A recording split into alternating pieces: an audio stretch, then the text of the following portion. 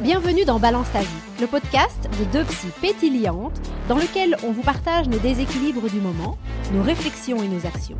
On le fait en toute légèreté et humilité pour vous inspirer, vous aider à trouver votre propre balance et kiffer être vous. Salut Manu. Coucou Manu. Coucou les filles. Bienvenue à Balance ta vie. Merci. On va aborder un sujet avec toi aujourd'hui qui touche pas mal de personnes. Mais donc l'idée aujourd'hui, c'est d'aborder ce sujet du mariage, du divorce, de la vie de couple avec toi. Mais avant de rentrer dans le vif du sujet, on voudrait que tu puisses te présenter avec ce qu'on te propose, c'est 3 mots qui te représentent le mieux. Alors, 3 mots. Je dirais empathique, créative et voyage. Tu sais nous en dire un peu plus qui tu es autour de ces 3 mots?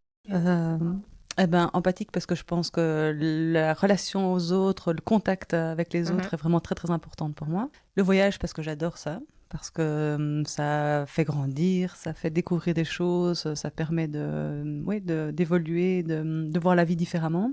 Et créative parce que j'aime beaucoup créer et je pense que tous les jours on crée un peu. Alors il y a création et création, mais c'est quelque chose qui est important. Tous les jours on crée un peu, on crée aussi un petit peu sa vie. Ça, dans les relations, dans les voyages, ou même la création pure et dure de créer un carnet, créer des bijoux, voilà, différentes. Une créatrice dans l'âme. C'est quelque chose que j'aime bien. Alors, il faudrait que je remette du temps mais oui, c'est quelque chose que Et j'aime quel sujet tu viens partager avec nous aujourd'hui? Est-ce que tu sais nous en dire un peu plus là-dessus? Alors, vous m'avez invité pour parler du divorce. Et comme j'ai vécu un divorce il y a 3 ans, j'ai accepté, en ne sachant pas trop ce que j'allais vous dire, ce que j'allais raconter, ce que vous attendez de moi. Mais je vais balancer. Quelle belle entrée en matière, ce que j'ai vécu. Et donc effectivement, le sujet, c'est la vie de couple qui à un moment donné, se termine par un divorce. Et c'est vraiment partager cette expérience avec toi, toujours dans l'objectif qui est celui de Balance ta vie, de pouvoir partager, peut-être de pouvoir apporter une partage d'expérience aux personnes qui vivraient, ont vécu la même chose que toi, et de pouvoir équilibrer un peu la communauté autour de sujets qui parfois sont difficiles, qui peuvent faire peur, ou qui peuvent être vécus par certains comme des tabous, comme des échecs, etc. Donc c'est vraiment l'idée de pouvoir partager. Mais avant de parler du divorce en tant que tel, est-ce qu'on peut replonger dans ton histoire? Et avant même l'histoire qui nous concerne aujourd'hui, est-ce que tu peux nous donner un peu ta vision du couple à 20 ans? Je pense que je n'avais pas vraiment de vision du couple à 20 ans. J'avais l'envie de voyager beaucoup, de rencontrer. Je n'avais pas de vision du couple parce que je ne me voyais pas spécialement en couple, ni mariée, ni avec des enfants. Dans la famille, on a toujours dit que c'est ma sœur qui serait mariée avec des enfants. Et il se fait que j'ai rencontré quelqu'un et que les choses se sont mises en place et qu'on s'est mariés et qu'on a eu des enfants. Je pense aussi par une histoire familiale qui fait que quand on rencontre quelqu'un, qu'on s'installe, on construit des choses et on met les choses en place sans trop se poser les questions, sans doute de par l'âge, de par l'éducation. Et donc les choses se sont mises très naturellement, mais j'avais pas de vision spécifique sur le couple. Je pense que je m'imaginais même seule un bout de chemin. J'aurais pu m'imaginer sur les routes sans avoir quelqu'un à mes côtés constamment en tout cas. La rencontre est toujours là, donc j'ai besoin des gens, mais pas spécialement un couple. Donc tu n'avais pas l'envie d'être en couple traditionnel, marié, etc.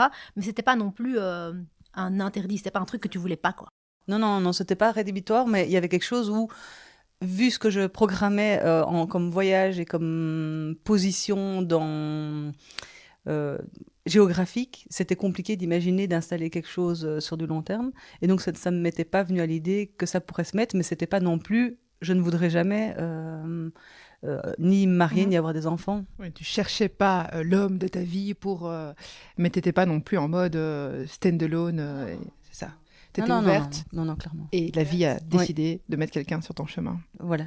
Ouais. Et alors, comment est-ce qu'on passe de c'est pas une question ou c'est pas un schéma auquel on aspire à finalement on rentre dans ce schéma-là? C'est quoi la rencontre? Je ne sais même pas si c'est pas un schéma qu'on aspire, c'est un schéma auquel on n'a pas calculé en fait. Et donc, à partir du moment où on rencontre quelqu'un, c'est fluide. Et j'ai l'impression que moi, je vis comme ça. Je me laisse un peu naviguer et je me laisse flotter. Et quand les choses vont bien, on suit une certaine route. Et donc, ça se met très naturellement, sans que ce soit réfléchi ou vraiment posé. J'ai déjà discuté avec vous plusieurs fois de la réflexion sur comment est-ce qu'on fait, quoi, quand on décide de faire des enfants, comment est-ce qu'on va les éduquer, à quel moment on décide de se marier. Tout ça, moi, c'est pas vraiment. Il n'y a pas eu une réflexion en amont. Il y a quelque chose de très spontané. C'était logique et naturel à ce moment-là. Et donc ça s'est fait. Et le mariage, il s'est fait parce que c'était important pour nous, comme on venait de 2 endroits géographiques différents. C'était important pour nous que les familles se rencontrent et qu'il y ait un moment d'échange. Et il y a beaucoup de gens qui me disent, oui, mais t'étais pas obligé de te marier. Et c'est vrai on était à l'époque pas obligé de se marier, mais je pense que c'était bien, quoi, au niveau de la famille. Un peu dans l'ordre au logique niveau... aussi. Oui, c'est ça. Et puis peut-être attendu l'idée de faire une grande fête. On aurait pu C'est s'arrêter ça. à la grande fête et pas spécialement marier. Mais donc voilà, on a fait quand même à notre mode, mais on Ouais. s'est quand même mariés. Et est-ce que tu peux nous expliquer comment est ton couple à ce moment-là? C'est quoi votre vie de couple, si tu devais la décrire? Quel type de couple vous étiez? C'est quoi votre vie? À quoi ça ressemble? Bonne question. Quelque chose de très simple, de très fluide. La sensation que les choses s'enchaînent, mais que les choses roulent pour l'un, pour l'autre. Après, on y reviendra parce que avec les années, on fait une lecture différente, sans doute, de la réalité du conjoint et de ma réalité à moi. Mais non, c'est fluide. On met les choses en place. On ne s'accroche pas beaucoup. Et on avance Quand tu dis on ne à deux. s'accroche pas beaucoup, c'est à double sens. Ça veut dire Est-ce qu'il que y a les pas- deux sont activés? Ah oui. Est-ce que vous ne vous accrochez pas Ah beaucoup, non, vous non, ne liez on ne pas s'accroche beaucoup? pas, Est-ce que vous donc ne vous ça veut accrochez dire- pas non. beaucoup, vous ne vous disputez pas beaucoup? On ne Vous se vous dispute pas accrochez? beaucoup, oui. Vous liez. Oui, il y a quelque chose qui fait qu'on avance à deux, oui. Et ce que tu décris là comme couple, c'est ce qui a traversé les 20 années que vous avez passées ensemble, ou ça n'a pas toujours été comme ça? Est-ce qu'il y a eu des tendances? Je ne sais pas. Non, ça clairement, ça n'a pas été clairement comme ça. Après, on a vécu certains événements dans la vie qui ont fait qu'on a dû gérer des coups durs, surtout des coups durs au niveau financier. Et à un moment donné, sans que les mots soient mis, chacun, on a continué à avancer comme on le faisait très spontanément et très naturellement, mais sans doute en étant impacté par ces événements-là de manière différente. On a subi un gros souci au niveau d'une maison, et donc au niveau des finances, c'était vraiment très compliqué. Et on l'a vécu de manière très très rude tous les deux, mais mon conjoint, à l'époque, encore plus que moi, il a mis beaucoup de choses en œuvre. Et je pense que je mettais des choses en œuvre aussi, mais à partir du moment où on ne communique plus, où on ne voit pas l'impact que ça a sur l'autre, il y a des chemins qui commencent tout doucement à diverger. Et c'est vrai qu'en venant ici ce matin, je me disais, le point le plus important, que ce soit dans un mariage ou dans un divorce, c'est la communication. Et sans doute que, justement, parce que je suis très spontanée, que je laisse les choses faire, tant que c'est cool, j'avance, j'ai la sensation que les gens qui m'accompagnent sont dans le même mood cool, ce qui n'est pas le cas. En tout cas, j'ai constaté que c'était pas le cas. Et donc, il y a eu des trucs à rectifier. Et donc, ça n'a pas été 20 ans de long fleuve tranquille. Après, quand on inscrit quelque chose en vie de couple, en tout cas, ça, c'était ma vision, c'est que une vie de couple, c'est pas un long fleuve tranquille, tout rectiligne. Il y a des hauts et des bas. Et on accepte les bas parce qu'il y a des hauts. Et on accepte parce qu'aussi on a construit, parce qu'il y a un passé, parce qu'il y a des enfants, parce qu'il y a un échange, et parce que, de nouveau, je l'ai dit au début, la rencontre pour moi, elle est importante dans ma relation à l'autre, et donc j'ai l'impression qu'il y a toujours quelque chose à faire, il y a toujours quelque chose à aller découvrir, il y a toujours quelque chose à approfondir, et sans doute que quand on le fait seul, à un moment donné, c'est Quand tu dis seul, c'est unilatéral. Ouais. Oui. Oui, parce que je pense que moi, j'avais une certaine vision et j'ai une façon de vivre les choses qui n'était pas du tout la vision de mon conjoint à l'époque. Et pas du tout, ou en tout cas, il vivait les choses de manière plus difficile et il avait l'impression de les vivre seul. Et si à un moment donné, on ne se pose pas à table en réexprimant ça, en tout cas, l'exprimant clairement et en mettant des jalons, je pense que là, du coup, les choses se complexifient. Oui, ça... Et du coup, là, sur ces 20 années, ce que tu nous dis, si je comprends bien, c'est que quelque part, c'est dans les coups durs, les moments peut-être de mise sous tension, que doucement mais sûrement, et peut-être parce qu'on ne communique pas trop, les chemins de vie s'écartent, c'est les chemins de vie, c'est les manières de vivre le couple, les manières d'être. Qu'est-ce qui s'éloigne un petit peu ? Je pense que c'est la relation et le rapport à l'autre, la confiance dans l'autre, sans doute. Oui, j'ai pas trop... Je pense que... Après, c'est difficile à expliquer, mais la vie de couple, ça veut dire que quand ça allait très bien, on se retrouvait, on échangeait, et en tout cas, moi, j'avais la sensation que les choses tournaient. et qu'on avait encore, je sais pas, 10, 20 ans devant nous et qu'on avait à construire, à échanger. Sans doute que la réalité de l'autre est différente. Et moi, je suis quelqu'un qui aime parler, qui aime approfondir, qui aime creuser. J'étais face à un conjoint qui avait moins ce souhait-là. Et je pense que là où moi, je peux redire les choses 10 fois, lui, je pense qu'à partir du moment où il les avait dit une fois, j'aurais dû les entendre et prendre la mesure. J'aurais dû ou C'est pas, ce mais qu'il en tout attendait. cas, il se fait que... Oui, sans doute, sans Donc vous doute, aviez ouais. des modes de communication finalement qui n'étaient pas du tout alignés depuis toujours ou que pendant les coups durs? Mais je pense que c'est depuis toujours. Après, je dis depuis toujours parce que quand ça va très très bien, c'est moins difficile. On va se chercher et on se retrouve beaucoup plus facilement. C'est dans les coups durs que, en fait, on devrait avoir installé une communication hyper fluide, hyper puissante pour pouvoir se dire, mais tiens, dis-moi vraiment ce que tu ressens, dis-moi vraiment ce que tu vis et qu'est-ce qu'on en fait. Si c'est à la mesure de, je vais prendre une échelle de 1 à 10, moi, je suis assez souple et donc les choses ne me touchent pas de la même manière. Pour lui, c'était vraiment très, très impactant.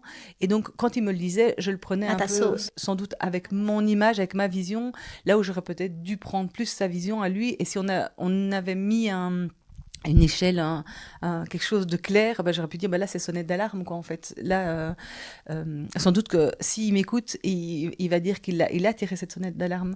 Euh, et moi, j'ai l'impression d'avoir avancé, mais je pense qu'on avançait sans pouvoir vraiment avoir pris la grille de lecture de l'un et de l'autre, ce qui compliquait un peu les choses. Et Ouais. de manière générale, si tu dois parler de ton épanouissement dans cette vie de couple, t'en dirais quoi? En fait, vous me challengez fameusement parce que, évidemment, j'ai vécu un divorce il y a 3 ans et je vis seule et je vis très très bien seule. Et Ouais. donc, c'est compliqué de se Donc, et replonger c'est ce que tu disais au début là-dedans. aussi, en fait, il y a la vie qu'on vit et il y a la vie qu'on relit. Il y a vraiment les deux, quoi. Et là, en fait, Oui, c'est ça. tu nous livres la partie de toi qui est celle qui regarde sa vie de couple et qui est pas celle qui la vit. Sans doute que si on t'avait interviewé au moment où tu étais en couple, t'aurais pas le même discours. Oui, c'est ça. Sans doute qu'il y Mhm. aurait eu des nuances différentes. Donc, moi, j'ai l'impression de. Je reprends cette image et Sarah et Lila, vous l'avez déjà entendu très souvent, mais je suis un petit bout de bois qui flotte. Et donc, bah, quand ça va, on avance. Quand ça va pas, on essaye de rectifier et d'avancer. Pas toujours avec les bonnes pratiques, mais en tout cas, on essaye d'avancer. Et on a construit quelque chose. Il y a 2 familles qui se sont rencontrées, il y a 2 enfants. Il y a quelqu'un en face de moi qui est hyper intéressant, qui est challengeant, même si il a un tempérament de feu. Mais il y a quelque chose de... Il va falloir couper 2 secondes. En fait, je serais sans doute plus à l'aise dans la période divorce que dans la période mariage, parce que quoi, tu vois, je reparle de ma vie. En fait, c'est prendre conscience que tu peux réexpliquer tes 20 ans de vie parce qu'ils ont été, et que ça, là-dessus on reviendra pas, et que les 3 ans ne démontrent rien des 20 ans. Après, ouais, c'est toute la construction de comment les gens font, pardon, tu vois, comment ils sont respectueux dans ce qui se passe et tout. Si on pouvait juste être respectueux du passé, ce serait quand même plus... Voilà. Après, c'est pas parce que le divorce et ce qui a suivi, c'est bien ou pas bien passé, que ça remet en question les 20 années qu'il y a eu avant. Et c'est très challengeant, en fait, de se dire, je vis peut-être quelque chose de difficile, avec lequel je suis d'accord, pas d'accord, il y a de la souffrance. Et pour autant, je ne veux pas remettre en question le couple ou la vie de couple, la vie de famille et la personne sur les 30 ans d'avant. Je sais pas si je m'exprime bien, mais tu vois, il y a ce côté...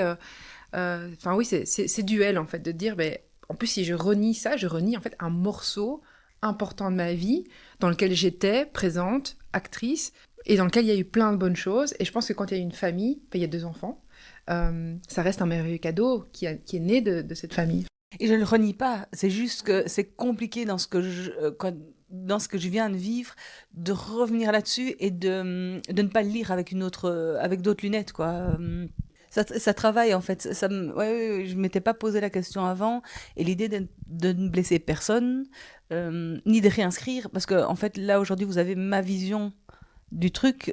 Si mon ex-conjoint était à côté, Évidemment. il a sa Et ça, vision pour nous, c'est du tellement truc. une évidence.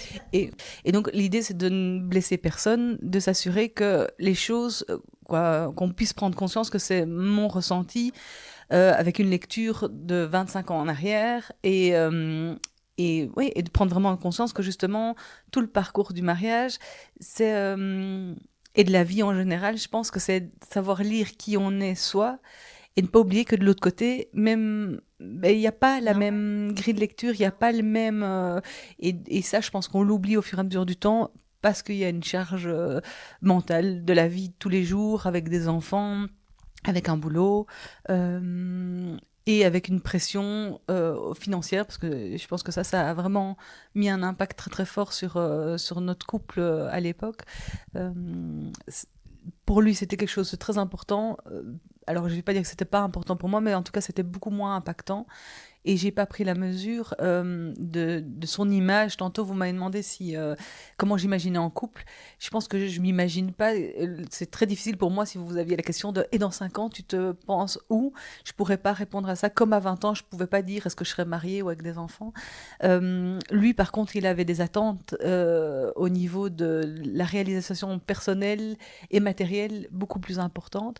Et on n'y répondait pas. Et il voyait les années avancer sans ça, et donc c'était très compliqué, et sans doute que une part de responsabilité, parce que quand j'avais les enfants, j'ai un peu moins bossé, et voilà, c'était selon moi très juste, parce qu'il le validait, mais il le validait pas à Il 100%. n'en validait pas peut-être les conséquences. Et donc de fil...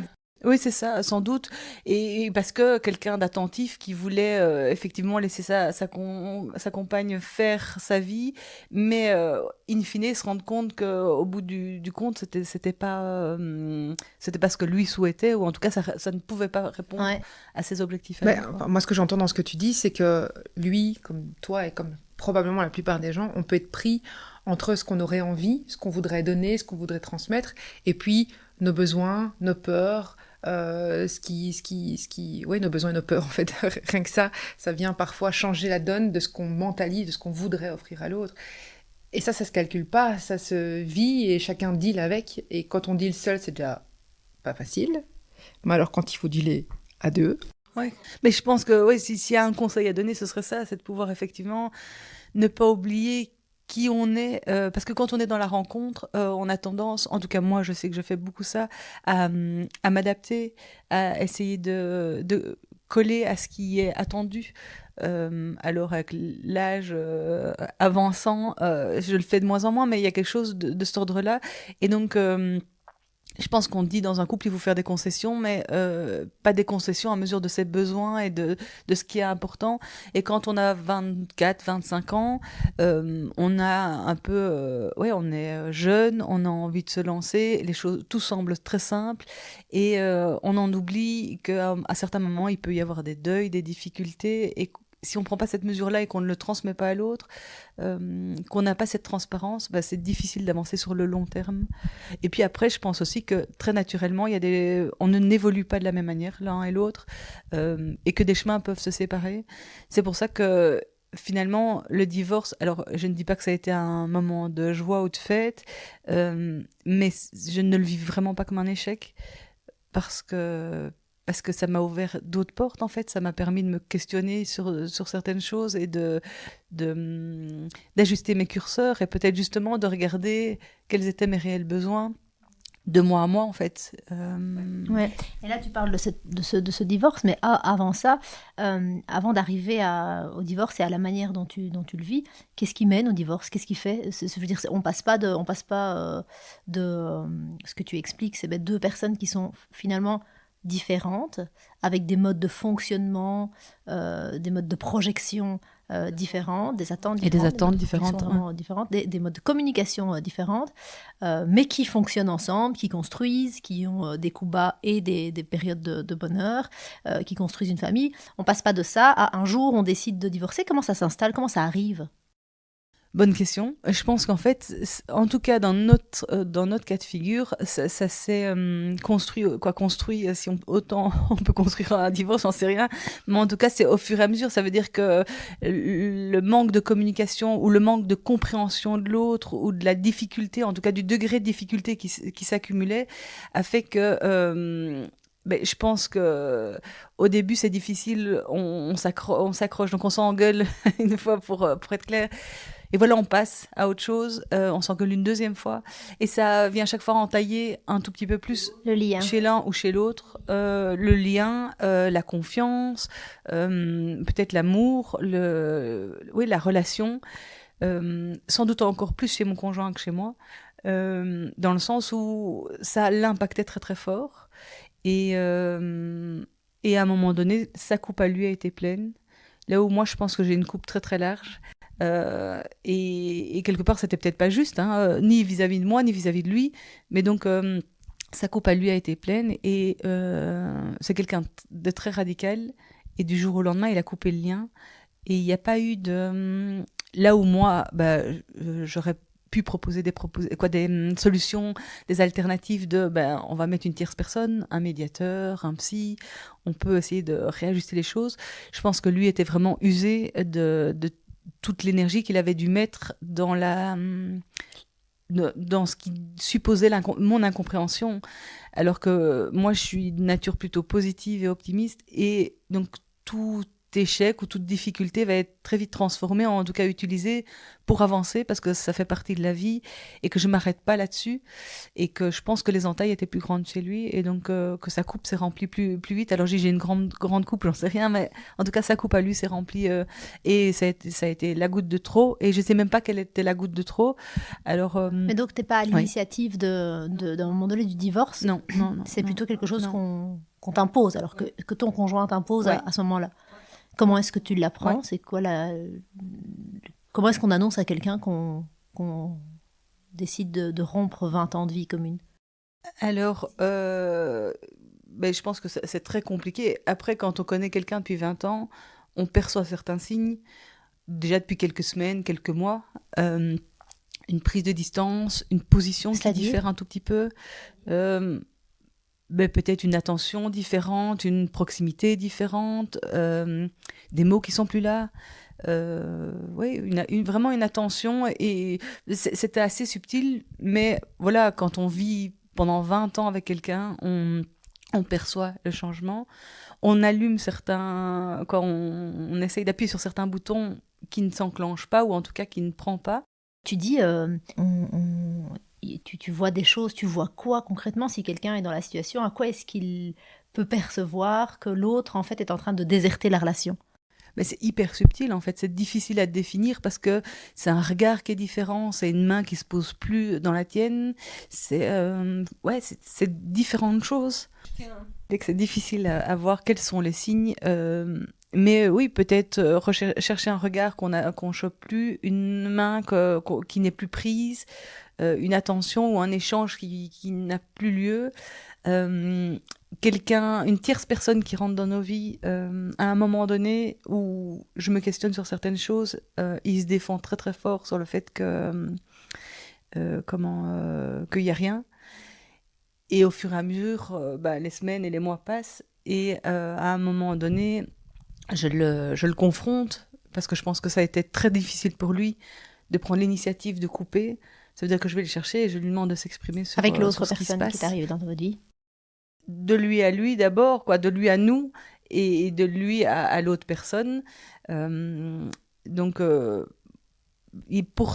tout cas, lui, il prétend être très respectueux, et de ne rompre la relation que parce qu'il y a justement tout ce que j'ai expliqué avant, sa coupe est pleine et qu'il a besoin de voir autre chose ailleurs.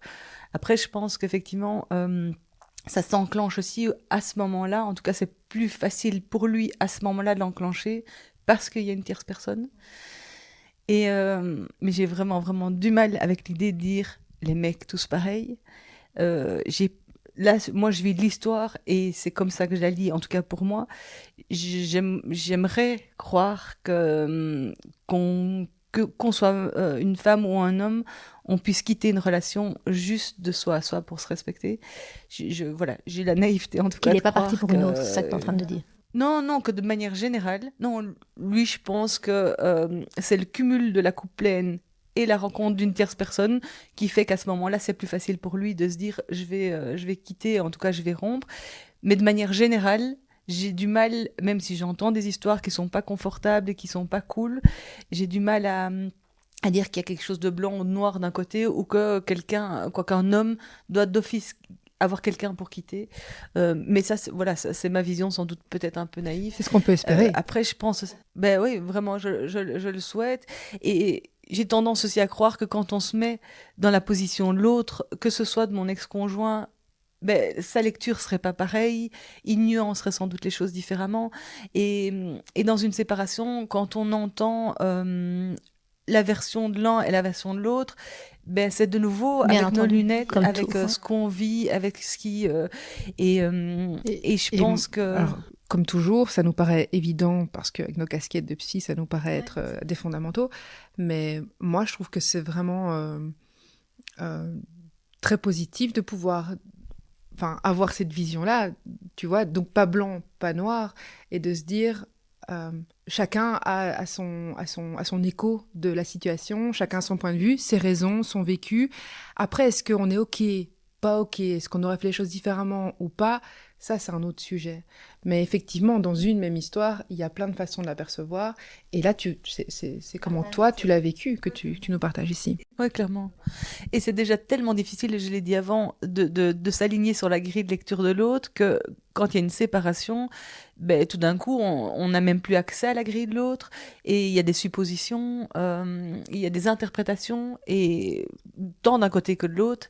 Et comme il n'y a plus ce rapprochement, ou en tout cas cette possibilité de communiquer sereinement, ça grille encore plus les repères et la discussion ou la communication, quoi. Et donc, comment est-ce que tu apprends à un moment donné que lui souhaite mettre fin à la relation ou met fin à la relation? C'est moi qui lui demande, parce que l'attention Cette prise de devient de plus en distance, plus le fait de ne forte. pas le retrouver dans les regards, Voilà, ouais. tu sens qu'il déserte la relation. Oui. Et donc, à un moment donné, je le confronte et je lui demande de me dire si je dois me battre contre quelqu'un. Et il me dit, tu dois pas te battre contre quelqu'un, mais je me barre. Et donc, c'est très radical. Et là, moi, je veux qu'il enclenche tout vis-à-vis des enfants, en tout cas, qu'il prenne ses responsabilités, puisqu'il prend une décision qui a un non-retour. Il n'y a pas de je suis pas bien et il faut faire quelque chose. C'est je suis pas bien Mais attends, et je m'en vais. c'est hyper rude comme annonce en fait. C'est comme si tu apprenais. C'est pas comme si, c'est tu apprends que c'est terminé. T'apprends pas que ça ne va pas. T'apprends pas que il faut mettre en place des choses, qu'il y a des besoins qu'il exprime. T'apprends du jour au lendemain qu'il a pris une décision et que c'est terminé. Et ça te fait quoi? Mais je pense que j'étais un peu préparée à ça. Après, je fréquente le personnage pendant 20 ans. Donc, je connais son côté radical et je connais son côté Ça noir ne t'étonne pas trop. et blanc, quoi. Ça m'étonne pas. Et je sais comment, même si c'est une claque, je veux pas dire que je l'ai vécu youpla boum, mais j'ai déjà dû vivre ça, en tout cas dans ce côté de c'est comme ça et pas autrement. Et donc, c'est surtout comment est-ce qu'on va faire pour que ça se passe le plus sereinement possible, d'abord pour les enfants. En même temps que tu l'apprends, tu es capable de prendre cette distance dans cette conversation et te dire... Sans doute pas tout de suite. Non, sans doute pas tout de suite. D'abord, il y a de la colère.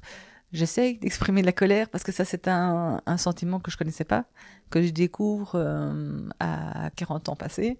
Mais parce que on aimerait que celui qui prend la décision, qui vit quelque chose, ça je l'ai toujours dit depuis le début, on a à vivre ce qu'on a à vivre et ce que la décision qu'il prenait et le fait qu'il rencontre quelqu'un, ça lui appartenait. Après, ce que je souhaitais, c'est qu'on puisse s'inscrire au mieux dans la relation de couple qui n'est plus un couple, mais en tout cas de la relation parentale et la relation aux enfants. J'avais cette naïveté de croire qu'on allait pouvoir continuer dans la communication, dans l'échange. Donc, je ne le fais pas directement, et sans doute qu'il y a des hauts et des bas, mais il y a quelque chose, en tout cas, qui s'est inscrit très vite de s'il a quelque chose à vivre ailleurs, ça me semble juste, parce que je pense qu'on n'a qu'une vie et qu'il faut pouvoir en profiter. Mais c'est plutôt de comment ça va se faire et comment ça va se mettre en place. Et là, c'est plus compliqué. C'est plus compliqué parce que ça s'accroche, mais je pense que ça s'accroche parce que on n'a plus la possibilité de mettre nos grilles de lecture ensemble. Et donc, il y a une réalité qu'il vit sans moi et inversement. Et donc, il a je reviens là-dessus, des suppositions sur ce que je fais, sur ce que je mets en place. Et pareil, sans doute de mon côté. Et du coup, il y a des incompréhensions et il y a beaucoup de tensions. La vie commune se passe avec des hauts et des bas, mais tu dis, vous avez cet espace-temps intime où vous pouvez faire rencontrer vos grilles de lecture. De moins en moins, et tu dis, je prends pas forcément toujours la mesure de la manière dont lui ça l'impacte, parce que moi je suis plus souple et je fais avec la vie, je danse avec la vie plus que je ne la prédis, je ne la projette. Et donc les liens se distendent. À un moment donné, tu apprends que c'est terminé. De son côté, à lui, c'est terminé. Donc, toi, tu dois t'adapter en fait à cette prise de décision qui n'est pas la tienne. Euh, Concrètement, qu'est-ce qui se passe dans les jours à venir pour réguler 20 années de vie commune et passer à l'après? J'ai envie de revenir sur un des premiers points que tu as dit, que nos grilles de lecture, en tout cas que pendant les 20 ans, nos grilles de lecture, on essayait de les combiner. Je pense qu'on a très vite oublié que c'était un taf, en fait, de lire la grille de lecture de l'autre. Et donc, je pense que quand ça allait bien, ça allait bien. Quand ça allait pas bien, c'était clash. Mais on lisait plus la grille de lecture on doit doser, on doit. Donc, je pense que ça a imprimé des choses au fur et à mesure, tant chez lui que chez moi, qui fait que quand je réceptionne l'annonce, j'ai quand même un passif, le même que lui, même s'il m'impacte différemment, ou même si moi j'avais une croyance en tout cas que ça pouvait encore continuer. Il y a quand même ce passif qui est là, de ces grilles de lecture qui n'ont pas vraiment été entendues d'un côté et de l'autre. Et donc, après, c'est prendre l'annonce, c'est composer avec. Je pense que le plus difficile à ce moment-là, c'est d'annoncer aux filles. Parce que quelque part, c'est un modèle et une image parentale qui est impactante pour les filles. Ce qui est très difficile, et peut-être que si c'était à refaire, je le referais différemment. Mais maintenant, on est dans la colère au moment où ça se passe. C'est qu'il soit pas face à un tribunal, en fait. Alors, les filles étaient déjà grandes, et il s'est retrouvé face à 3 nénettes, moi et les filles et moi, à devoir justifier, exprimer quelque chose qui s'était inscrit dans un couple. Et donc, c'est compliqué, parce que c'est lui qui prend la décision, sans doute parce qu'il y a quelqu'un d'autre, mais il y a quand même quelque chose de l'ordre de l'histoire du couple. Il n'est pas seul responsable, il prend la responsabilité de la décision de partir, mais il y a quelque chose qui est inscrit. Donc, à la relecture 3 ans après, si on peut le faire le plus sereinement possible, ce serait de pouvoir s'inscrire dans une discussion. Mais je pense que lui, il était arrivé à un point de non-retour, et donc même cette discussion-là était difficile à imaginer, ou en tout cas sereinement de pouvoir se mettre à 4 et de se dire que si on n'était plus un couple, on En restait fait, une vous famille. n'avez pas accordé vos violons, j'entends, en couple, ou ce qui restait du couple, mais en tout cas le binôme parental, avant d'en discuter avec les filles, il a présenté sa décision aux filles et vous l'avez questionné, c'est comme ça que ça s'est passé? Oui, disons que j'ai un peu imposé le fait qu'il l'exprime aux filles assez rapidement, parce que moi je voulais pas porter ça avec les filles sans qu'elles soient au courant, et donc je voulais qu'il soit le plus transparent possible, mais je pense que cette transparence, là où moi je l'ai poussé dans ses retranchements à transmettre tout, peut-être que c'était pas nécessaire et que ça aurait pu être transmis autrement.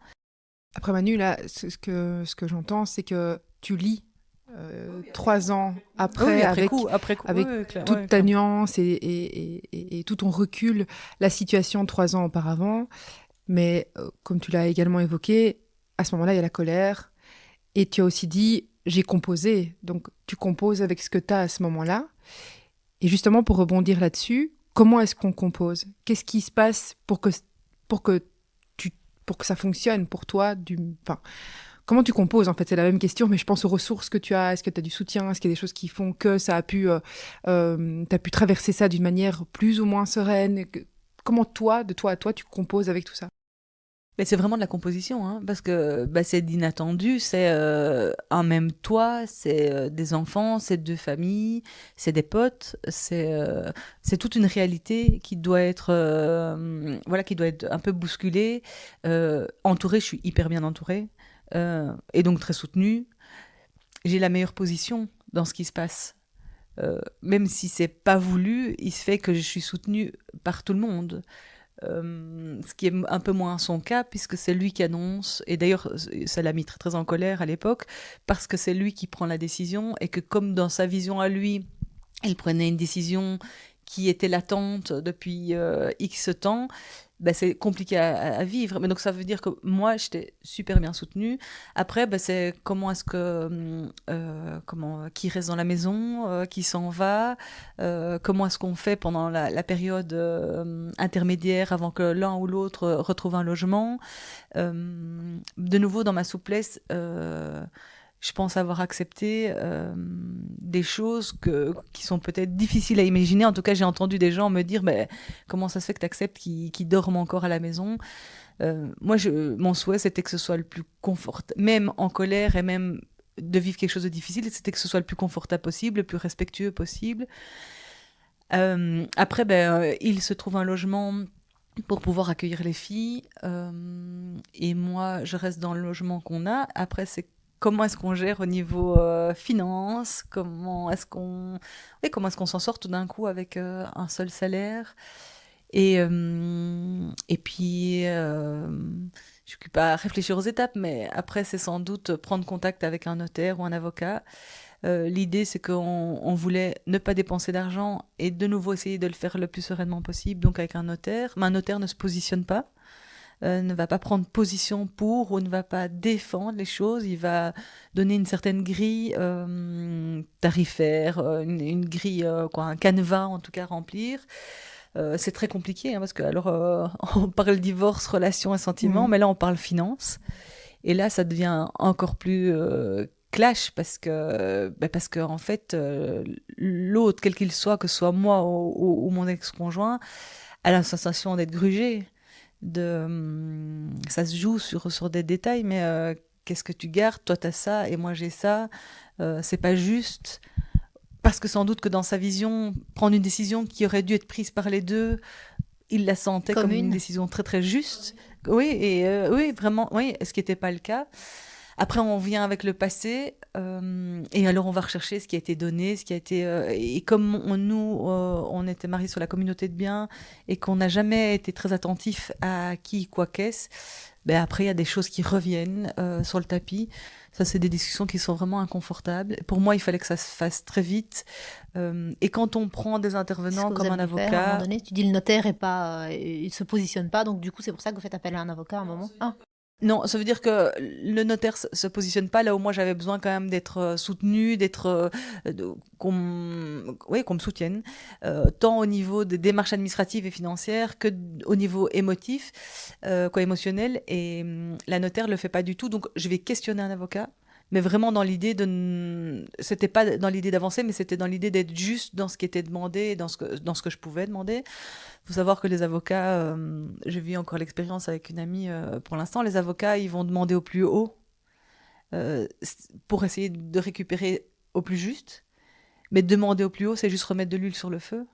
Et donc ça, c'était pas ma volonté, et c'était pas la volonté de mon ex-conjoint non plus. Et donc on a tant bien que mal, avec des mots forts parfois, mais on a essayé d'être jugé au mieux pour que ce soit juste, autant pour les deux, au plus juste pour l'un et pour l'autre. Ça, malgré la colère, pour que l'un et l'autre ne sentent pas. Dans le fait de tenir compte de l'autre et d'essayer d'avoir des points de vue, des solutions les plus équilibrés, les plus justes pour lui aussi. Cette colère ne t'emmène pas dans une sorte de fight, de combat où tu veux faire payer l'autre. Il y a quand même, c'est pas un long fleuve tranquille, hein, voilà. Moi, je suis pas quelqu'un, d'abord parce que la colère, je connais pas bien, donc ça veut dire que je la vis très très intérieurement, que avoir quelqu'un en colère face à moi, c'est très compliqué, et dans le conflit, c'est quelque chose que j'aime pas du tout.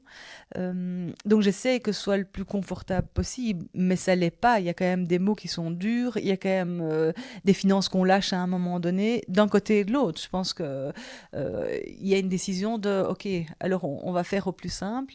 C'est aussi de savoir où se positionnent les filles, comment est-ce qu'elles vont vivre les choses, comment ça se passe pour elles. Et là, il laisse un espace quand même pour les accueillir, pour prendre soin d'elles, une semaine sur deux, puisqu'il y a une garde alternée qui se met en place, même si elles sont grandes. Et oui, après, ça n'a pas duré dans le temps, donc ça a duré 1 an. Et pour le papa, c'était très important de vivre sa vie, de son nouveau couple, sa vie amoureuse. Je pense que même si je ne démontrais jamais le fait qu'il aime ses filles, mais c'était important pour lui de laisser une priorité à son nouveau couple. Et donc du coup, il décide de s'installer très vite avec sa nouvelle compagne. Et là, les filles sont un peu moins chaudes de continuer la garde alternée. J'aimerais revenir sur ce que tu disais quand vous étiez devant le notaire, je pense, où tu as dit pour moi c'était important que ça aille vite. Pourquoi c'était important que cette étape aille vite ? Qu'est-ce que ça nourrissait comme besoin chez toi ? c'est vraiment inconfortable de commencer à compter les petites cuillères et de faire un listing, de se rappeler certaines choses, parce que ça enclenche des mots qui sont vraiment durs. Ça veut dire que on avance quelque chose et l'autre rappelle ce qu'il a fait, tout ce qu'il a amené, et inversement. Et puis parce que c'est des discussions... ouais, c'est des discussions qui sont pas confortables. Et comme j'aime pas être dans cet inconfort, que ce soit clair en fait. À partir du moment où la décision, comme elle est très radicale, bon, on a envie qu'il ait un autre logement, que ce soit clair, De qu'on ait passer à chacun un l'étape d'après. compte, Oui, c'est ça. Oui, oui. Oui, de faire en sorte que ce soit le plus serein, fluide, et qu'on puisse à un moment donné construire les choses sereinement, de soi à soi, puisque c'est ça Mais qui donc ça veut dire s'inscrit. que l'envie, chez toi, naît de pouvoir reconstruire quelque chose de toi à toi. Ça veut dire que dans cette séparation, ce divorce, moi, c'est un super cadeau, c'est de pouvoir me retrouver, en fait, Ça, tu le dis 3 ans après ou au moment où tu le vis, tu le sais? assez vite. Peut-être pas dans les premières semaines, mais c'est assez vite. Ça veut dire que tout d'un coup, je vais devoir composer qu'avec moi. Je vais devoir composer qu'avec ce que j'ai envie, ce qui me convient, tant au niveau du timing, qu'au niveau des voyages, qu'au niveau de l'endroit où je vais vivre, que ça redessine les choses en fait. Et je pense que ça exprime qui je suis. Ça veut dire que j'ai vécu quelques échecs dans ma vie et à chaque fois je me suis dit ben, comment est-ce qu'on le prend et à quoi il sert. Ça ne veut pas dire que c'est simple. Sincèrement, je veux pas minimiser, mais c'est qu'est-ce qu'on en fait. Et en tout cas, si ce divorce-là m'offre quelque chose, il m'offre la possibilité à 40 ans passés de redessiner les choses pour moi et de peut-être justement essayer d'être un peu moins dans l'adaptation à l'autre et de plus calculer mes curseurs, quoi. Donc j'entends quelque part dans la crise l'opportunité. Mais donc même de toi à toi, ça te permet de t'observer, de te voir fonctionner, de te réajuster. Ça te questionne dans qui tu es ou comment tu fonctionnes ou c'est juste que ça réouvre une place? Ben, ça laisse un champ des possibles. Je pense pas que ça me questionne sur qui je suis, parce que je pense que fondamentalement je le sais, mais ça me donne la possibilité de m'arrêter 2 secondes et de regarder et de savoir que je peux redessiner. Alors même si difficile à dessiner les choses dans le temps, ça me donne la possibilité d'imaginer que je peux les dessiner avec la couleur que je veux. Alors non pas qu'on m'imposait une couleur, mais il y a sans doute un nuancier qui devait être amené avec l'autre, qui là n'est plus du tout d'actualité. Tu joues avec ta quoi. palette à toi. Et ça, c'est quand tu commences à prendre conscience de cette opportunité, tu dis vite, hein, vite, je me dis, c'est une chance que j'ai de pouvoir redessiner la vie que j'ai envie. Ça fait quoi? Ça fait peur? Ça donne envie? C'est quoi? Ah, c'est plutôt un grand kiff. Ça te fait en joie. Ouais, clairement. Ouais, ouais. Oui, parce que c'est vivre quelque chose de difficile comme ça et avoir un champ des possibles qui s'ouvre, c'est juste excellent en fait de pouvoir prendre ça. Après, j'ai vraiment envie qu'on entende que, et les gens qui me connaissent bien le savent, c'est que ça n'a pas été un long fleuve tranquille, qu'il y a eu des moments de retour en arrière, qu'il y a eu des gros clashs, que ben, chaque fois qu'on doit reparler finances, arrangements, il y a des choses qui viennent réappuyer sur des boutons inconfortables. Mais en dehors de ça, il vit sa vie, je vis la mienne. Si on n'a pas trop à se percuter par rapport aux finances ou par rapport à l'organisation, les choses sont plutôt fluides et sereines. Ouais. Et toi, comment tu reprends ta vie depuis cette séparation? Donc tu dis ça fait 3 ans. Qu'est-ce qui a changé Ouais. pour toi fondamentalement? Je ne sais pas s'il y a quelque chose de fondamental qui a changé. En tout cas, j'ai remis le voyage au goût du jour, en tout cas plus que ce que ça pouvait être sur les derniers temps. C'est juste d'ajuster, de me rendre compte que comme je suis très perméable à l'autre, j'ai tendance à, effectivement, quand je l'ai déjà dit plusieurs fois, mais à m'adapter. Là, quand on est de soi à soi, ben, on a qu'à soi à s'adapter en fait. Et on ajuste, on est plus proche de la vérité. Donc je pense pas que ce soit fondamental, mais il y a quelque chose qui fait que je me lève, je mange, je voyage là où j'ai envie, ce qui me convient, sans avoir Composer. à me demander si ça convient ou si ça ne convient pas, si c'est juste ou pas juste, ou à peut-être m'imposer des choses qui sont peut-être pas ma volonté. Et ça inscrit du coup quelque chose parce que je pense pouvoir être dans en tout cas dans l'envie à nouveau d'une rencontre, mais ça inscrit les choses sur une rencontre, oui, mais pas à tout prix et pas n'importe comment, et en respectant tout ce qui a été inscrit pendant ces 3 ans. Ah, parce que du coup, ça m'amène à la question chaude de cet épisode. J'entends le plaisir que tu as, et ça fait envie. Le plaisir que tu as à retrouver, oui, la juste place dans sa propre vie. Enfin, juste place, non, parce que ça voudrait dire que l'autre n'est pas juste. C'est pas ça que je veux dire. En tout cas, se remettre au centre. Au centre. Ouais, oui, c'est ça, de se réinstaller, de s'ancrer soi-même dans sa vie. Il y a quelque chose de cet ordre-là. Le je, au-delà du nous, même à la place du nous. Mais donc, du coup, 3 ans plus tard, je reviens à ma question chaude. Est-ce que le nous est envisageable ? Et est-ce que tu évoquais des questions autour de ça, mais est-ce qu'il est envisageable sous la même forme, du coup, sous d'autres formes ? Ou est-ce que tu en es dans ton esprit par rapport à ça ? Peut-être qu'il y a déjà un autre nous. Il n'y a pas d'autre nous. Je l'envisage, mais plus du tout sur la même forme. Et Lila, tu viens de dire plus de compromis. Le jeu est de se retrouver plus de compromis. Je pense que des compromis, quand on est face à l'autre, il y en a toujours. Mais c'est en se posant la question de... Ok, ce compromis-là, il me convient ou il me convient pas, et ça va être un challenge et un travail pour moi. Comme je suis très très fort à m'adapter, il va falloir que c'est quelque chose de pas naturel et de pas spontané chez moi, mais de chaque fois me reposer la question de est-ce que ça c'est juste ou c'est pas juste, est-ce que ça me convient ou ça me convient pas. Donc oui, envisager un autre nous. Pas, pas le nous que j'ai inscrit, et pas par rapport à mon ex-conjoint, mais de manière générale, pas dans les mêmes habitudes. Je vais avoir 50 ans, j'ai envie d'autre chose. Tu as envie de quoi ? Parce que j'entends pas de la même manière, j'entends un compromis qui soit plus ajusté, plus conscientisé et décidé quelque part, et qui te convienne du coup. Est-ce qu'il y a d'autres choses très concrètes que tu imagines dans le nouveau nous ? Ouais, c'est compliqué de nouveau parce que comme je me projette pas, c'est compliqué à vraiment définir. Mais en venant sur le trajet, je réfléchissais et je me disais que au tout début de ma vie de couple, j'ai proposé à un moment donné, ou en tout cas, on a échangé sur la question de vivre dans 2 logements séparés. Ça, pour moi, c'est le summum. Je pense que à ce moment-là, j'aurais dû vraiment m'écouter. Je pense que inscrire un couple dans une habitude et un quotidien, ben, c'est un fameux challenge. Et donc, effectivement, ne pas vivre ensemble, continuer à garder des projets différents. Voilà, je ne sais pas vraiment, et ça se jouera dans la rencontre qui se fera, en fait. Et ou pas, mais de toujours être, de me regarder moi avant. Ça, je pense que c'est important. J'écoute un podcast que Sarah m'a partagé, et nombreuses femmes disent qu'au final, ce qu'elles vivent maintenant, elles le vivent à contrario de ce qu'elles ont vécu dans leur passé. Et je pense qu'on a juste tous ce qu'on a à vivre, mais je me suis pas assez écoutée ou j'ai pas fait assez attention.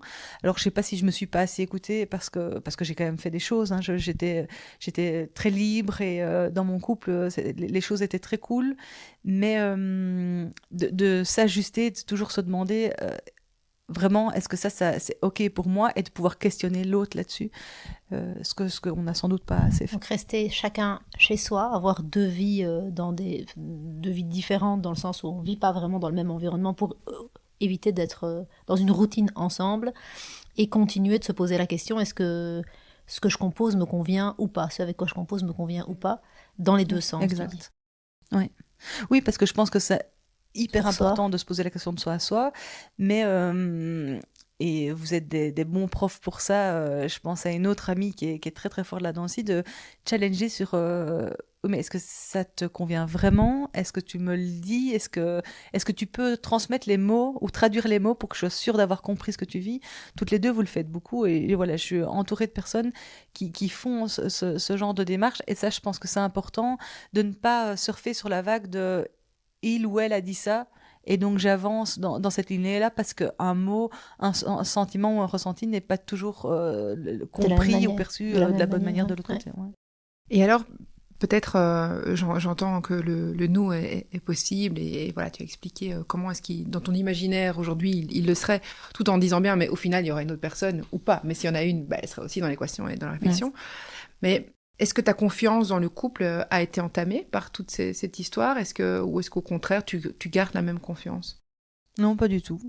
Pas du tout, parce que je pense qu'un couple, c'est une relation, c'est une rencontre. Et je pense juste, j'exprimais ça il n'y a pas longtemps, que on devrait pouvoir inscrire les choses autrement pour que le couple fasse partie d'une étape de la vie, mais ne soit pas quelque chose qu'on signe à vie.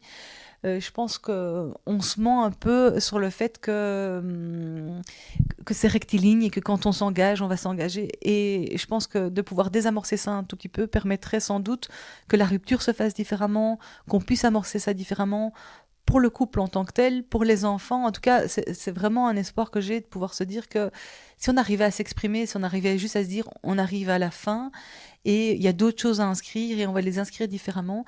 Mais quelque part, pourquoi est-ce qu'on n'inscrirait pas ça comme étant là, maintenant, je m'engage, mais je ne peux pas promettre que dans 10 ans, que dans 20 ans, C'est ce cette sera la promesse même qui est un peu chose. folle. Cette promesse consacrée, c'est jusqu'à ce que la mort nous sépare. Ouais. Vraiment, vraiment, quoi, parce que moi, ça démonte pas le couple. Je pense que le couple, il a une raison d'être. Il y a des gens pour qui c'est très important, d'autres pour qui ça ne l'est pas. Et je ne minimise pas le mariage, mais j'ai l'impression qu'on est encore fort éduqués, que ce soit nos enfants, mais même nous, dans l'idée quand un couple, tu t'engages et tu t'engages sur du long terme, alors que j'aimerais qu'on puisse inscrire un engagement sur un moment donné en disant là maintenant c'est comme ça qu'on le ressent et on devrait pouvoir se questionner tous les X en se disant mais est-ce qu'on ressent toujours la même chose, est-ce qu'on a ajusté, comment est-ce qu'on ajuste, en tout cas voilà, ma naïveté voudrait Les qu'on jeunes arrive aujourd'hui à faire parlent ça de en couple. bail, ils sont en bail. Et donc c'est pour Oui. moi l'idée de se promettre qu'on reste ensemble sainement et amoureusement le temps que ça dure. C'est ça, tu vois, 3, le 6, temps que ça 9, dure, quoi. Et ça, c'est une promesse qui est beaucoup Ouais. plus réaliste, en fait, tellement. Et respectueuse de respectueuse soi, de aussi. du champ des possibles, Ouais, qui ne vraiment, t'enferme ouais. pas. Ouais. Par rapport au mariage en Belgique, donc je prenais des chiffres qui viennent de Statbel. Le taux brut de mariage, il y a une légère baisse depuis de 2004 à 2023. Il y a vraiment une légère baisse. Et les mariages se terminent en divorce dans 33% des cas. Et la durée moyenne d'un mariage, c'est 14,7. Ouais, c'est ce de que j'avais vie dit. ensemble. Ouais. Donc voilà, les mariages ne durent pas forcément jusqu'au bout, mais cette promesse enferme, quoi, cette promesse du pour le meilleur et pour le pire, jusqu'à ce que la mort ne sépare. Oui, clairement. Donc Ouais, je pense réussir que, son couple, réussir sa séparation, recommencer éventuellement un couple et se laisser aimer et être aimé d'une manière qui soit alignée à qui on est. C'est cool ça. Exact. Ça c'est Exact. pas mal. Ouais, ouais. Hein, c'est pas mal. Et aucune porte Moi, j'ai envie de dire fermée. autre Ouais, ouais. chose parce que je trouve que tu transmets quelque chose de très très fort. En tout cas, moi, ça me marque dans ton discours. Ça me touche, en tout cas. C'est que tu auto-existes dans ta personne. Tu auto-existes. Je me regarde Lila. Qu'est-ce que tu racontes encore? Mais tu peux te réaliser avec l'autre, mais pas au travers de l'autre. Et là, en tout cas, moi, l'enseignement que j'entends de ton histoire et de ton divorce et de ce qui a suivi, c'est que tu te vis, toi, en tant que personne, en tant que femme, seule, pas au sens péjoratif du terme, dans ton Individualité. individualité, et que tu peux tout à fait te réaliser. Ça ne veut pas dire que l'autre n'a pas de place. Tu l'as dit, t'es profondément orienté vers l'autre de manière générale, et le couple est tout à fait ouvert. Mais tu te vis, tu te réalises, tu te joies par toi-même. Et c'est quelque part quelque chose qui sort. Alors, c'est pas une surprise pour toi, puisque tu dis X années en avant, je savais déjà bien que je pouvais expérimenter la vie par moi-même. Mais voilà, moi, en tout cas, ça me marque de me dire il faut pas être en couple, il faut pas être un couple marital avec des enfants, etc., pour être heureux. Et c'est pas parce que tu l'es pas que c'est mal et que tu as loupé un truc, en fait. Enfin, Non, après, je pense à des amis célibataires qui galéraient. Moi, j'ai vécu 20 ans de vie commune. C'est différent de vivre ça après. Est-ce que je vais pouvoir, on se réinterview dans 20 ans toute seule? Est-ce que c'est la même chose? Après, je sais que je suis très très bien entourée. Donc le contact, le rapport à l'autre, je l'ai. Alors il manque peut-être une notion de sexe et j'approfondirai pas je plus. pensais qu'on rentrait dans la vraie partie chaude. Ah là là, ça c'est pour un prochain épisode, c'est ça? Ok. Oui, c'est ça, voilà. Je vais garder le croustillant pour... Mais oui, je pense que c'est aussi 3 ans. Et ces 3 ans parce que je suis super bien entourée, parce que j'ai une vie sociale qui me nourrit, parce que je voyage beaucoup cette année Tu fais des particulièrement. envieuses. T'es pas en reste, Oui. hein, Après, vous n'avez pas Je suis trop. pas en ce que reste, elle mais dit. je peux quand même être encore envieuse. Je cherche le mot que tu m'as appris depuis 3 mois. La compersion. La compersion. La Voilà. compersion. Mais c'est ça, c'est un peu le côté, c'est un peu comme si c'était de la jalousie positive. Je en suis fait. heureuse pour l'autre. Ouais, c'est ça. Ouais, c'est ça. Je l'envie, mais en étant heureuse pour elle. Compersion, connaissez pas Ouais, du c'est très laid comme mot, mais je le trouve vraiment bien. Mais donc, oui, donc là, maintenant, c'est hyper confortable. Je serais contente de rencontrer un autre, mais j'ai pas envie de forcer. J'ai une croyance très naïve de ma bonne étoile. Je n'ai pas envie de site de rencontre. Voilà. Et peut-être que dans 10 ans, on dira autre chose. A1. Si jamais, Oui, c'est ça. je peux le faire pour elle. Donc c'est très facile. Si vous êtes un homme, ça c'est un critère dans ce cas-ci quand même, un homme qui a entre, je sais pas moi, 40 et 60, on peut être large. On peut être large. On peut être là. Qui est sain d'esprit. Non, attends, j'avais déjà du mal à imaginer la diffusion. Non, on peut pas, ok. Ça va. Moi-même, je la regarde de là. Ok, j'annule. Attention, non, rangez vos téléphones, c'est fini. Elle veut la bonne. On appelle la bonne étoile. Non, mais Sarah croit pas à la bonne étoile. Objectif. Non, je crois à la bonne motivation. étoile, je pense qu'elle ne se suffit pas elle seule. C'est pas la même chose. Ouais. C'est vrai, la nuance. Manu, si tu avais un message à faire passer aux femmes qui nous écoutent et aux hommes qui nous écoutent et qui traversent la même chose que toi, passent par cette rupture finalement qui est une décision qui ne leur appartient pas, qu'est-ce que tu aurais comme conseil à donner?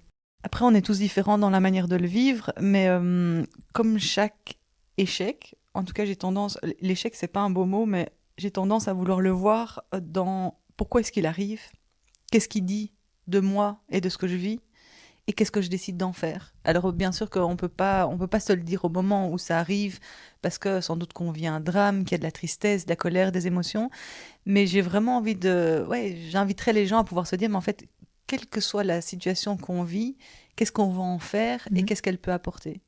Mais parce que la vie, elle est trop courte et que si on reste bloqué là-dedans, on se détruit soi. Ça ne nous apporte pas grand-chose d'être dans le combat, dans le conflit, et c'est sans doute en partie une réponse aussi de ce que Sarah, tu demandais, pourquoi est-ce que tu veux que ça aille vite, mais parce que rester bloqué là-dedans ne permet pas de vivre le reste, parce qu'en fait, être toujours dans le conflit et dans le combat t'empêche de vivre ce que tu as à vivre.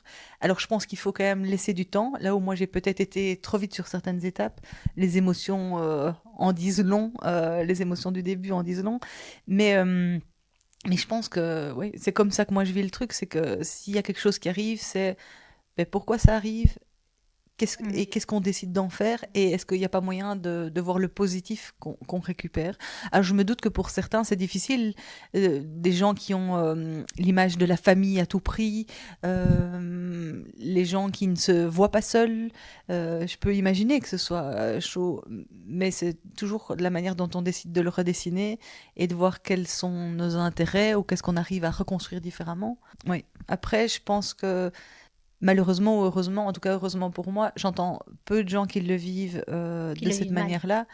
Et je pense qu'il y a quand même beaucoup d'impacts négatifs. C'est pour ça que tantôt on disait ne pas avoir cet adage de jusqu'à ce que la mort nous sépare, et pouvoir être un peu plus léger là-dessus et concevoir que on se met en couple veut aussi dire que on pourrait se séparer. C'est un peu un parallèle particulier, mais on est et on sait qu'on va mourir.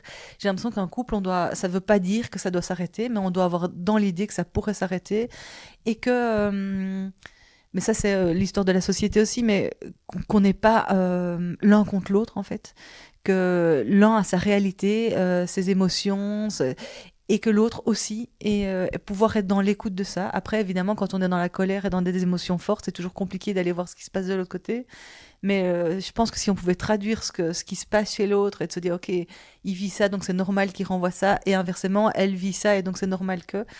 avec un peu plus de bienveillance et d'attention, et de se dire que l'autre n'a pas envie de nous voler, de nous détruire, Après, voilà, je pensais tantôt aux 4 accords Toltec, c'est vraiment ça, arrêter de faire des suppositions, essayer d'avoir une parole la plus juste possible. En tout cas, j'essaye. J'essaye. Sans doute que si mon ex-conjoint est à côté, il aurait des reproches à me faire, mais voilà, j'essaye du mieux que je peux, sans doute en prenant de la distance. Et l'avantage que j'ai, en tout cas, je trouve que c'est un avantage, ça ne veut pas dire qu'elles le vivent plus sereinement, mais c'est que les filles ont un certain âge qui font qu'elles elles ont une maturité pour s'exprimer, pour se positionner. Et ça aide. Là où, quand il y a des plus jeunes enfants, ben, on leur impose certaines choses et ils doivent suivre un peu le rythme. Les miennes, elles ont pu, tant se faire se peut, Ouais. s'adapter et jouer avec leur curseur à elles aussi, quoi.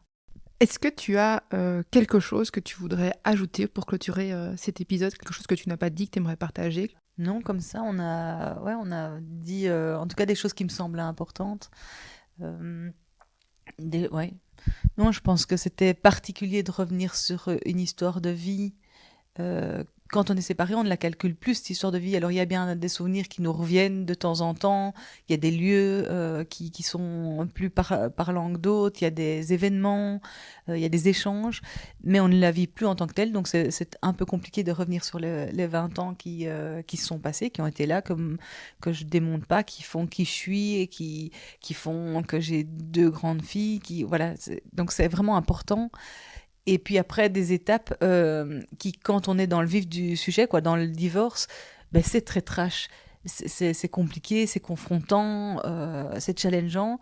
Et là, 3 ans après, ben, on est dans un autre flux, en tout cas, alors ça a été assez vite, mais c'est crescendo. Ça veut dire que maintenant, les choses sont sereines. Donc c'est particulier Le chemin à l'envers. faire le parcours, mais c'est intéressant. Merci en tout cas ouais, de t'être prêté à l'exercice, parce que je pense que c'est éclairant et que ça peut être inspirant pour plein d'autres personnes. Donc merci d'avoir partagé avec authenticité Je sais pas, mais cette Je vous expérience remercie. de vie. avec plaisir. Merci d'avoir écouté cet épisode.